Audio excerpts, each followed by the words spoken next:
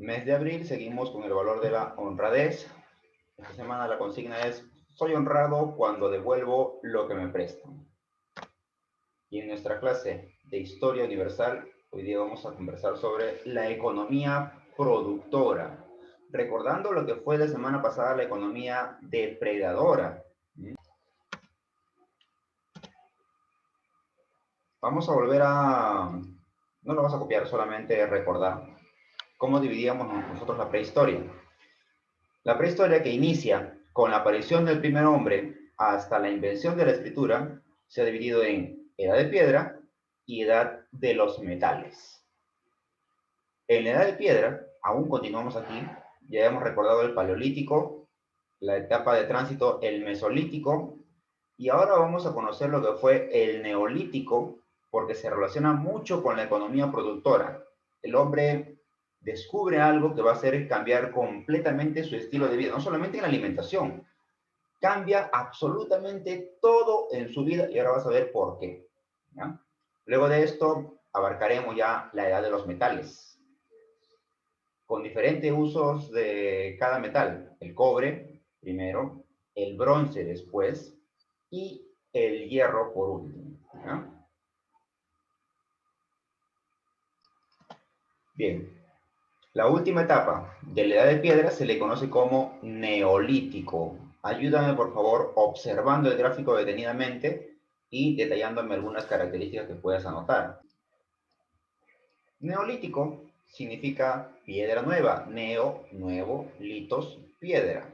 Aquí el hombre trabaja mucho mejor la piedra a través de la técnica de piedra pulida. No solamente la parte, sino la pule, la trabaja, le da un mejor acabado y por lo tanto un mejor uso. En el neolítico la economía se vuelve productora porque surgen dos actividades. La primera de ellas, la agricultura, con lo cual el hombre ya no tiene que buscar alimentos yendo de un lugar a otro, sino crea sus propios campos de cultivo, organiza, le da los cuidados necesarios y tiene alimentación de sobra, porque recuerda que en esta época la población humana es muy escasa, es poquita, no hay mucha gente en el mundo. Y de manera complementaria también la ganadería. Algunos, para que les sirva de alimentación, como lo es en el caso de Europa y Asia, las cabras, los cerdos, las aves, etcétera. En el caso de Perú fueron, por ejemplo, los camelios sudamericanos, los cuyes, y otros para compañía, como los perros y los gatos. Porque cuando hagamos Egipto vamos a ver pues que la presencia de los felinos fue bastante importante como compañía, no para que se lo coman. Y si ya no tiene que ir de un lugar a otro, el hombre se vuelve sedentario. Vive en un lugar fijo. Para eso construye viviendas. Esto coincide con la época llamada el Holoceno, el aumento gradual de la temperatura. El día de hoy, en la era actual, estamos en el Holoceno. Por eso que se siente este calor así abrumador, bochornoso. Lo llaman calentamiento global y es algo normal. Pero cuando el hombre interviene y gracias a la actividad humana, como las industrias, por ejemplo, que contaminan, el calor sube mucho más rápido, ahí sí se convierte en una anomalía.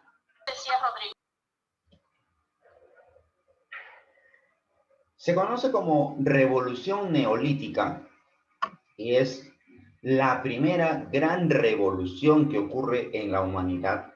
Para eso tenemos que entender que es una revolución. A la invención, al descubrimiento de la agricultura. A raíz de eso, cambia completamente la vida de las personas. Cambia todo.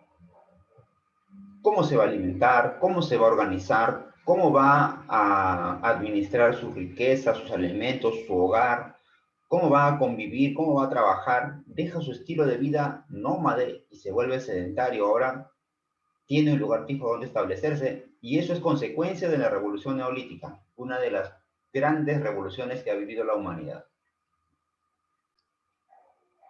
Esta revolución neolítica trajo como consecuencia la revolución urbana.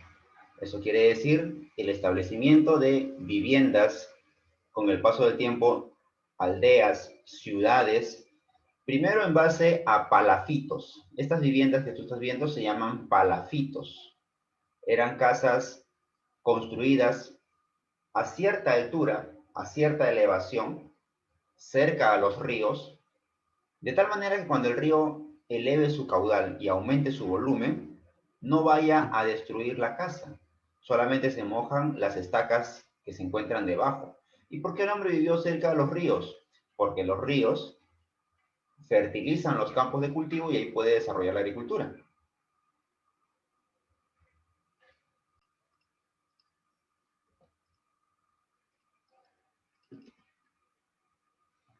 Mira, la agricultura y el sedentarismo permiten al hombre desarrollar otras actividades.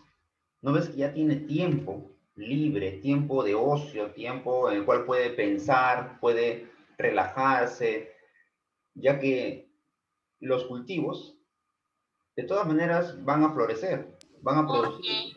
No me dejaba.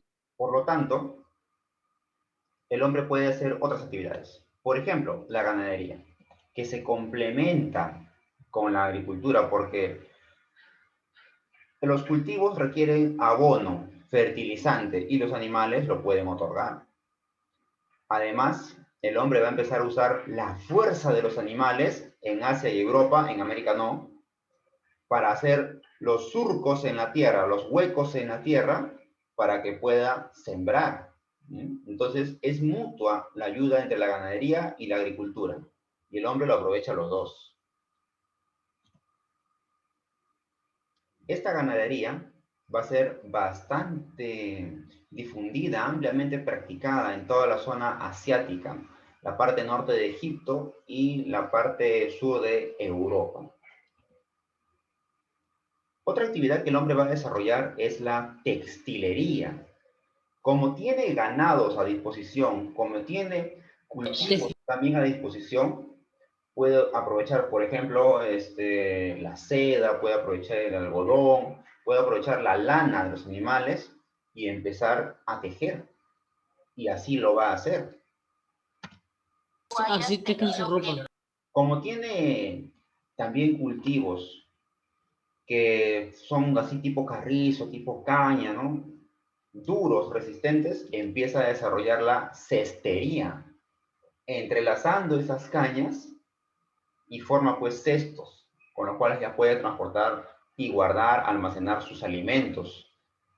Adornos, empieza a construir adornos. Imagínate, ¿qué animal usa adornos? Ninguno. El hombre ya acá se ha superado a sí mismo.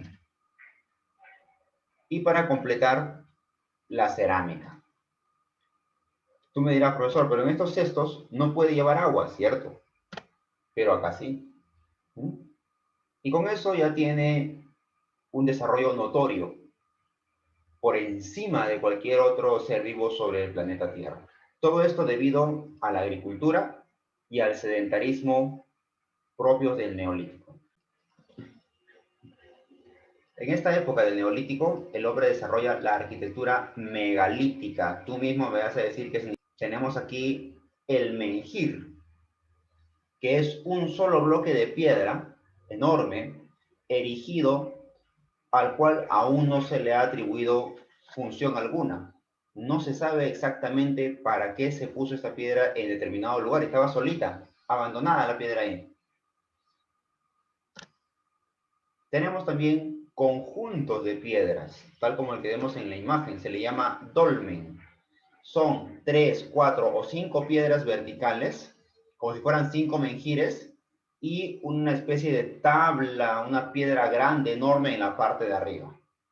Para gigantes, Como si fuera una mesa. El hombre es más o menos de esta altura, ¿no? Así, hasta acá. Y ya un conjunto de piedras mucho más extenso, como el que vemos aquí, que son ya varios dólmenes, se le llama cromlech.